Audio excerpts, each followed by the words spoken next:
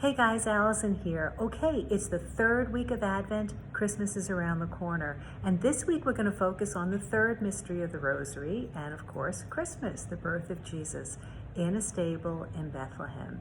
So now, when I pray the Rosary, I like to ask for a particular virtue with each mystery, the virtue that corresponds with that mystery.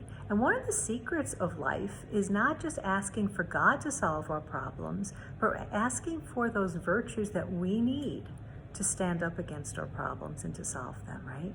So, for instance, for the first mystery of the Rosary, the Annunciation, we pray for the virtue of humility, that Mary was humble before God, right? So that's why she was chosen to be the mother of Jesus.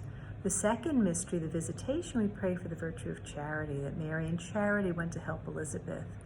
The third mystery of the Rosary, I like to ask for three virtues because this is a really special mystery, let's face it.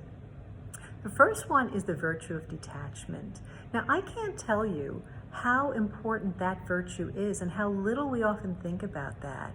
We get very attached to our plans, our hopes, our dreams, our goals, or maybe even our way of solving our problems. But we need to be detached. We need to leave the answers to God.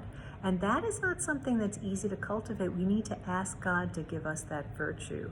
Now, Mary was detached in following Joseph to Bethlehem and not complaining all the way that they didn't have a reservation and how awful this was going to be, like I would probably do. All right, Mary was detached, and think about it. How would that have played out in a crowded inn or hotel?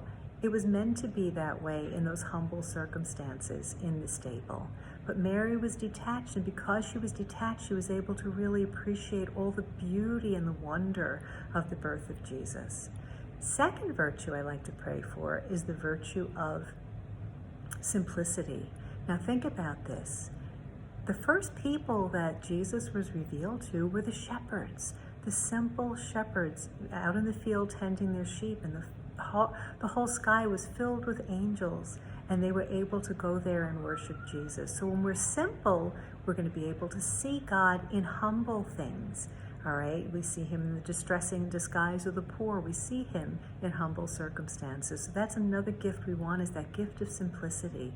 And the third gift that we should be praying for is that gift of wisdom. And that, of course, is the Magi, the wise men, who were searching for Jesus. They were searching for God. They were searching for the Messiah.